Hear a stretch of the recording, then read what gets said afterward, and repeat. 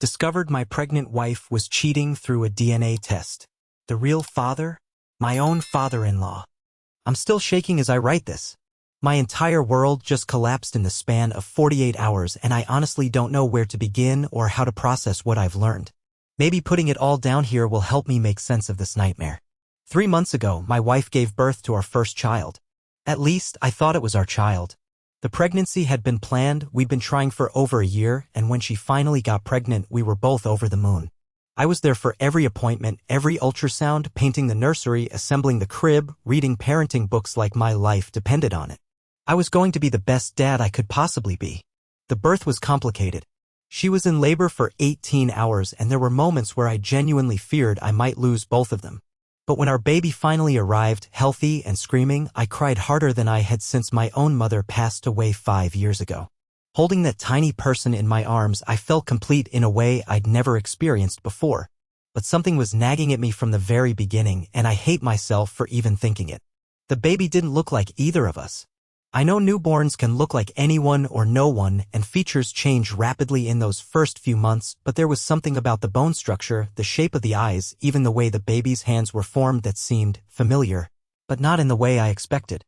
My wife's father had been incredibly involved throughout the pregnancy. More involved than I thought was normal, honestly. He'd show up at our house unannounced with groceries, insisting on driving her to appointments when I was at work, constantly asking about her symptoms and how she was feeling. I'd attributed it to him being excited about becoming a grandfather for the first time, but looking back now, there were so many red flags I completely missed. The way he'd place his hand on her belly and leave it there just a little too long.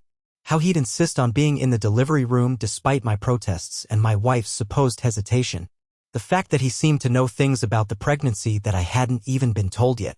Little comments here and there that made my stomach turn, but I pushed those feelings down because I didn't want to be the paranoid husband who suspected his wife of cheating with her own father. When the baby was 2 months old, I finally couldn't ignore my gut anymore. The resemblance to my father-in-law was becoming undeniable. Same nose, same chin, same distinctive ear shape that runs in his family. I started having panic attacks at work, unable to concentrate on anything except this growing certainty that something was terribly wrong. I ordered a paternity test online. The kind where you swab the baby's cheek and send it to a lab. I told myself I was being ridiculous, that I was just paranoid new dad, that the results would come back confirming what I already knew, that this was my child. But deep down, I think I already knew what I was going to find. The results came back last Tuesday. Not the father. Those 3 words on that clinical laboratory report destroyed everything I thought I knew about my life. I sat in my car in the parking lot of my office building for 2 hours, staring at that paper, trying to process what it meant. But the story gets so much worse. Because I wasn't content to just know that the baby wasn't mine. I needed to know who the father was. So I did something that I know was crazy, but I was already so far down this rabbit hole that I couldn't stop myself. I collected DNA samples from the most likely suspects. My wife's father was the obvious choice, given my suspicions.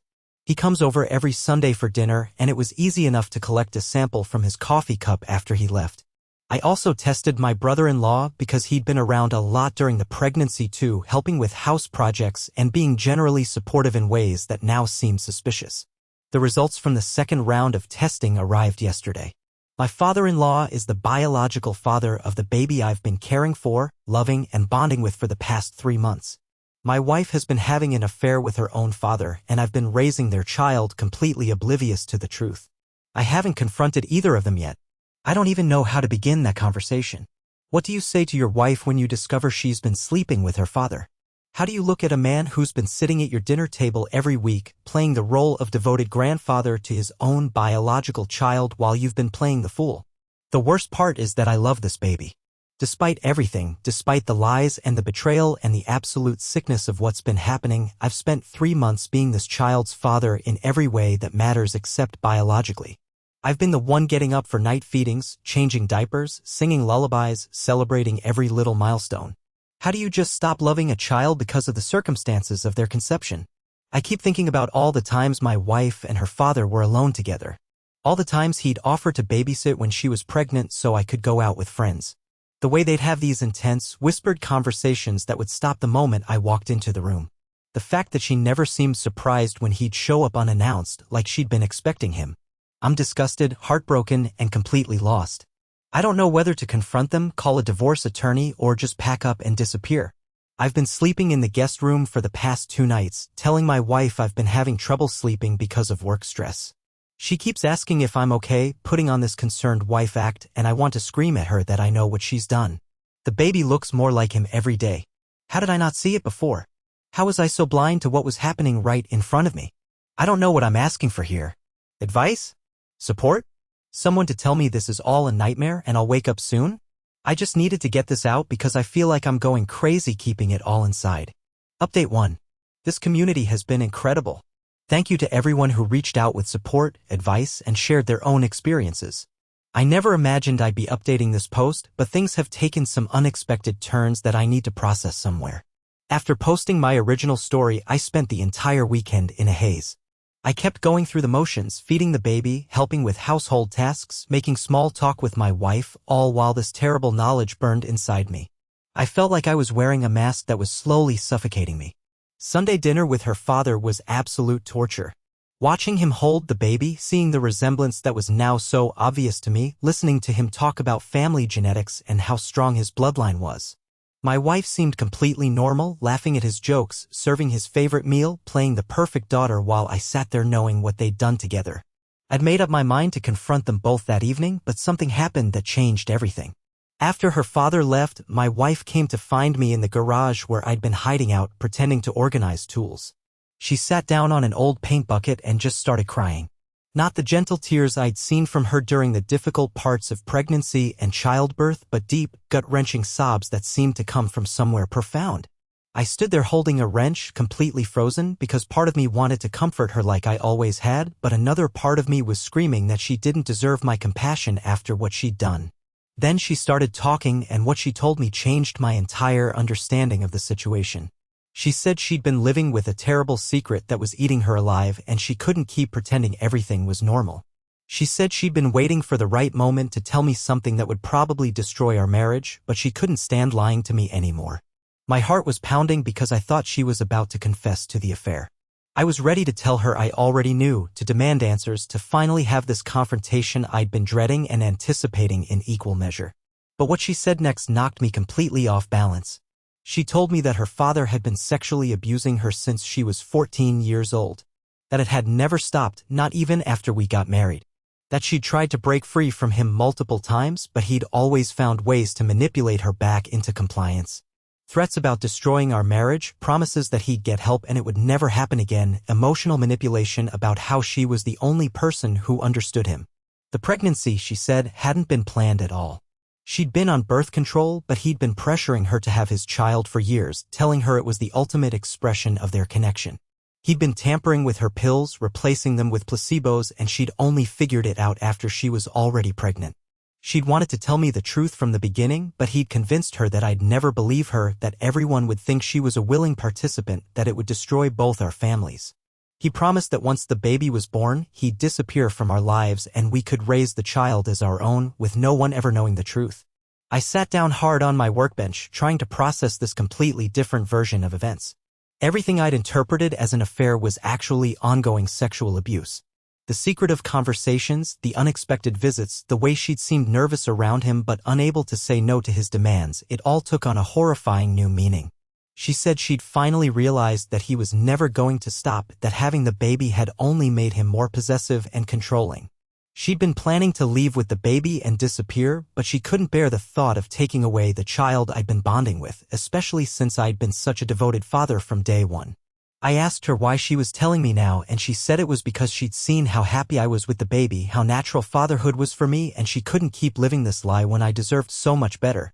She said she'd understand if I wanted a divorce, if I couldn't handle raising a child that wasn't biologically mine, if I couldn't forgive her for not being strong enough to stop what was happening. The conversation lasted until 3 in the morning. She told me details about the abuse that I won't repeat here, but they painted a picture of systematic manipulation and control that had been going on for over a decade. She showed me text messages where he'd threatened to hurt himself if she didn't comply with his demands. Evidence of him showing up at her workplace when she tried to avoid him. Financial records showing how he'd been controlling her access to money. By the time we finally went to bed, I felt like I was living in a completely different reality than I'd been inhabiting for the past week. My wife wasn't a cheating spouse, she was an abuse victim who'd been trapped in an impossible situation. The baby wasn't the product of an affair, they were the result of reproductive coercion and sexual assault. I held her while she cried herself to sleep, and I found myself crying too. Not just for the betrayal I'd thought I'd discovered, but for the years of pain she'd been enduring in silence. For the childhood she'd lost. For the way her father had stolen her agency and autonomy. For the impossible position she'd been put in as a new mother. The next morning I called in sick to work and we spent the day making plans. She wanted to report her father to the police, but she was terrified of going through a legal process where she'd have to prove that their sexual relationship hadn't been consensual. She was worried about losing custody of the baby if child services got involved. She was scared that people would judge her for not coming forward sooner. We decided to start by contacting an organization that specializes in supporting survivors of sexual abuse. They connected us with a counselor who has experience with cases involving family members and long-term manipulation. We've got an appointment scheduled for later this week. I also made an appointment with a family attorney to understand our legal options and what we need to do to protect both my wife and the baby. The lawyer said that given the circumstances, there are ways to handle the situation that prioritize the safety and well-being of the victims rather than focusing on punishment.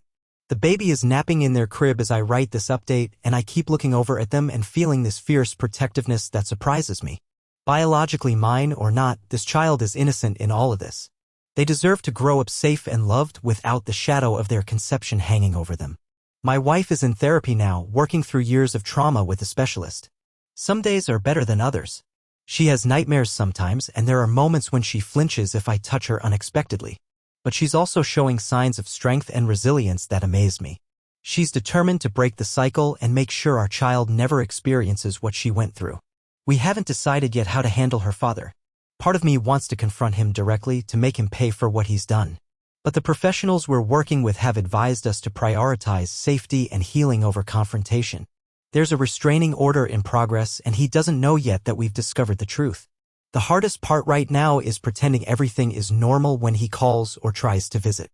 My wife is getting stronger at setting boundaries, but it's still a work in progress. Last Sunday, she told him we were too busy for dinner, and he showed up anyway with groceries and flowers, trying to guilt her into letting him stay. She managed to keep the door closed and told him we'd talk later, but she was shaking for hours afterward. I never thought I'd be in this situation, raising a child who is technically my father-in-law's biological offspring while supporting my wife through recovery from years of abuse. But here we are, and I'm discovering reserves of strength and love I didn't know I had. The baby is starting to smile now, real social smiles that light up their whole face.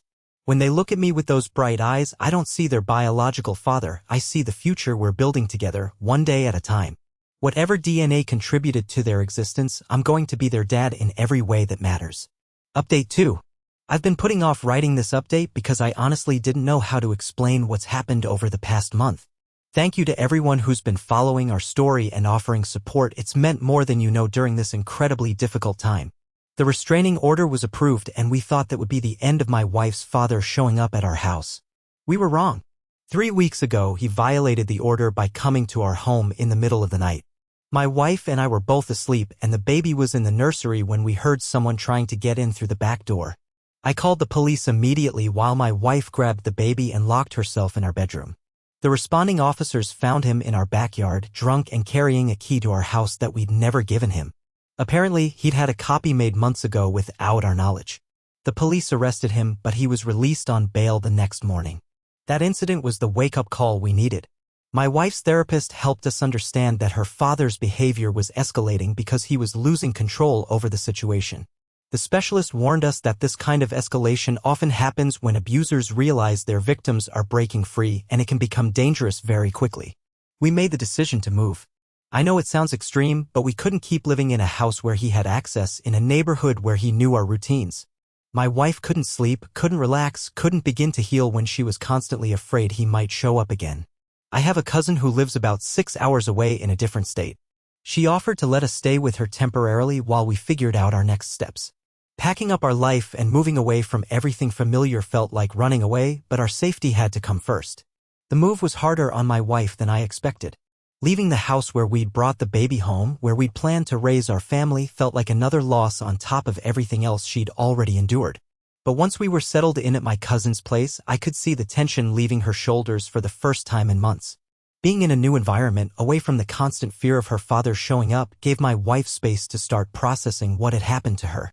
The nightmares got worse before they got better, but her new therapist said that was normal. She was finally in a safe enough place to let her guard down and feel the full impact of the trauma. Meanwhile, I was struggling with my own emotions about the situation. I'd gone from thinking my wife had cheated on me to understanding she'd been a victim of abuse, and now I was grappling with questions I'd never expected to face. Could I really be a father to a child who was the product of such horrible circumstances? Was I strong enough to support my wife through recovery while also figuring out my own feelings about everything? There were moments when I looked at the baby and felt nothing but love and protectiveness. But there were other moments when I'd catch a glimpse of their biological father in their features and feel sick to my stomach. I started seeing a counselor myself to work through these conflicted feelings. 2 weeks into our stay at my cousin's house, we got news that changed everything again. My wife's father had been arrested for possession of illegal materials involving minors. During the investigation into his violation of our restraining order, police had searched his house and found evidence of other crimes that went far beyond what he'd done to my wife. The detective who called us said they'd found thousands of images and videos on his computer, some dating back over a decade.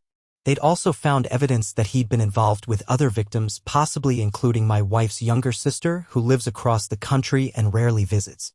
My wife completely fell apart when we got this news. Learning that her father's abuse wasn't limited to her, that there were other victims, that he'd been documenting and sharing evidence of his crimes, it was overwhelming in a way that I struggle to describe. She blamed herself for not coming forward sooner, convinced that she could have prevented other children from being hurt. Her therapist worked with her intensively during this period, helping her understand that she wasn't responsible for her father's actions or for the harm he'd caused to others. But the guilt and shame were crushing her, and there were days when she could barely function. I found myself taking on more and more of the childcare responsibilities, which actually helped me bond with the baby in unexpected ways. During those long nights when my wife was too depressed to get out of bed, it was just me and this little person who depended completely on me for comfort and care. Feeding them at 2 in the morning, changing diapers, soothing them when they cried, these mundane acts of caregiving gradually shifted something in my heart. I stopped seeing the baby as the product of abuse and started seeing them simply as a child who needed love and protection.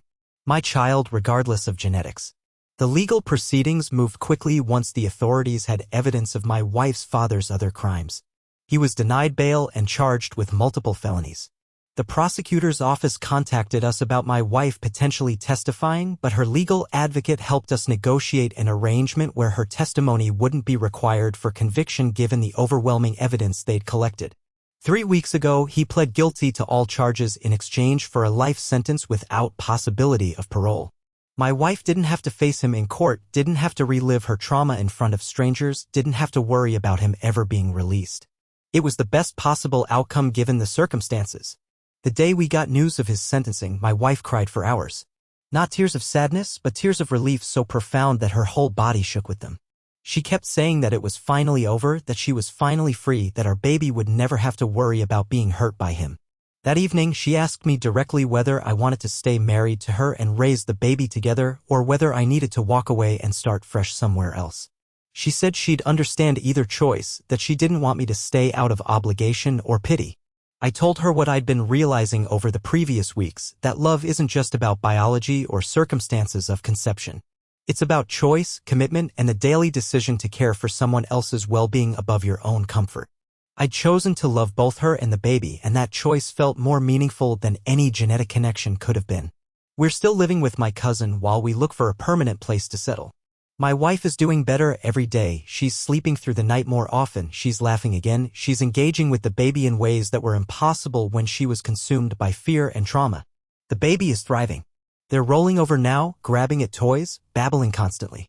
When they see me in the morning, their whole face lights up with recognition and joy. They don't know about the complicated circumstances of their birth, and if we do our job right, they never will. To them, I'm just dad, the person who feeds them and changes them and reads them stories and keeps them safe. We've decided to stay in this new state permanently. My wife wants to go back to school to become an advocate for other abuse survivors. I'm looking into remote work opportunities so I can be more present during the baby's early years. We're building a new life from scratch, but it feels like the life we were always meant to have. Sometimes I think about the version of the story where I never found out the truth, where my wife never found the courage to tell me what was really happening. We'd still be living in that house, with her father still controlling and manipulating the situation, with the baby growing up around a predator they'd never be safe from. As terrible as this whole experience has been, I'm grateful that we discovered the truth when we did. It gave us the chance to protect our child and build something real together based on honesty and choice rather than secrets and coercion. Final update. I've been hesitant to post this final update because part of me didn't want to close the chapter on this story. Writing about our experience here has been therapeutic in ways I didn't expect, and this community has provided support that helped us through the darkest period of our lives. It's been 6 months since my last update, and our lives have stabilized in ways I couldn't have imagined when I first wrote about discovering the paternity test results. We found a small house to rent in a quiet neighborhood about 20 minutes from my cousin's place. It has a big backyard for the baby to play in someday, and my wife has started a small garden in the space behind the kitchen. The legal proceedings finally concluded last month. My wife's father was sentenced to life without parole as expected, but there were some developments we hadn't anticipated. The investigation into his crimes uncovered a network of other predators he'd been connected to, leading to additional arrests and prosecutions. My wife was asked to provide victim impact testimony that could be used in these related cases, and she chose to do it. I watched her prepare for weeks, working with the prosecutor and her therapist to find words for experiences that seemed impossible to articulate. The day she recorded her testimony, I drove her to the courthouse and waited in the hallway while she spoke to the camera. When she came out, she looked exhausted but also somehow lighter, like she'd been carrying a weight that she'd finally been able to set down. Her statement helped secure convictions against 3 other men who had been part of her father's network. Knowing that her courage to speak up had protected other potential victims gave her a sense of purpose that has been crucial to her healing process. The baby is 8 months old now and has started crawling with a determination that keeps us both constantly on our toes. They pull themselves up on furniture, investigate every corner of every room, and have developed a particular fascination with trying to eat everything they can reach. Watching them explore the world with such fearless curiosity fills me with a joy I didn't know was possible. People often comment on how much the baby looks like me, and I've stopped correcting them. The truth is that genetics matter less than I thought they would. This child knows my voice, reaches for me when they're upset, falls asleep most easily when I'm holding them. The daily acts of caregiving have created bonds that feel more substantial than any DNA test could measure. My wife has started volunteering with a local organization that supports survivors of family abuse. She facilitates support groups for other women who've experienced similar trauma, and she says that being able to help others process their experiences has been more healing than any individual therapy could have been. Last month, she told me something that caught me off guard. She said that despite everything terrible that had happened, she was grateful for the baby's existence because it had forced the truth into the open and given us the chance to build something real together. She said that if the abuse had continued without discovery, she might never have found the strength to break free, and our child might have grown up in an environment where they wouldn't have been safe. It's a perspective that took me time to understand, but I think I see what she means now. The baby's conception was the result of horrible circumstances, but their existence became the catalyst for ending a cycle of abuse that had been going on for over a decade. In a strange way, they saved not just their mother, but potentially other victims who might have suffered if the situation had continued unchanged. We've been talking about the future more lately.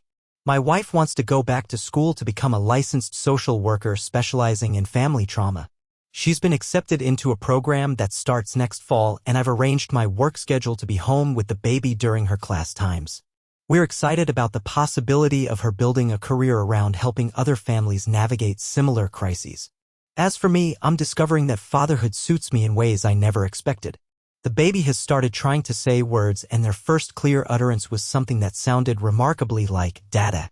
My wife cried happy tears, and I realized that this moment, this ordinary, beautiful moment of a child learning to communicate with their parent, was worth everything we'd been through to get here. We've decided not to tell the baby about their biological origins unless circumstances make it absolutely necessary. As far as they're concerned, I'm their father and my wife is their mother, and we're a family that chose each other through love rather than accident.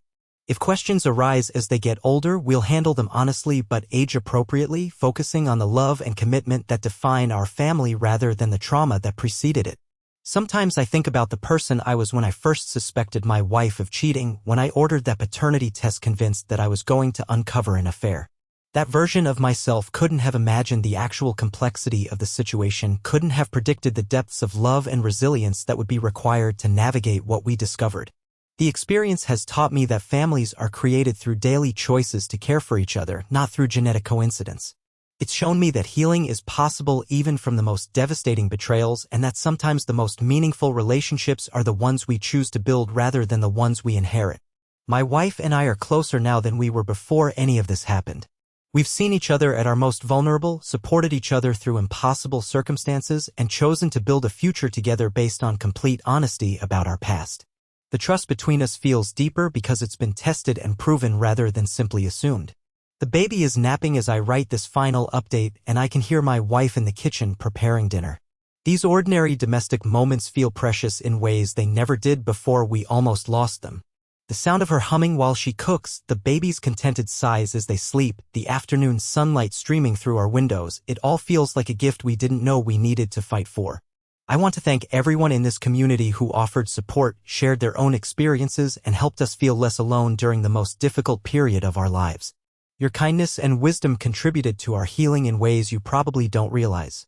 To anyone reading this who might be in a similar situation, whether as a victim of abuse or as a partner trying to support someone through trauma recovery, I want you to know that healing is possible. It's not linear, it's not quick, and it's not easy, but it is possible. The life we're living now is better than the one we had before, built on a foundation of truth and choice rather than secrets and coercion. Our story isn't over, we're still writing it every day, one ordinary moment at a time. But this chapter, the one that began with discovering a terrible secret and nearly ended our marriage, has reached its conclusion. What comes next is up to us, and for the first time in years, that feels like a blessing rather than a burden. The baby just woke up from their nap, and I can hear them calling for me from the nursery. Time to go be a dad, not because of biology or obligation, but because I choose to be every single day. And that choice, that daily commitment to love and care for this little person and their mother, has become the most meaningful thing I've ever done with my life.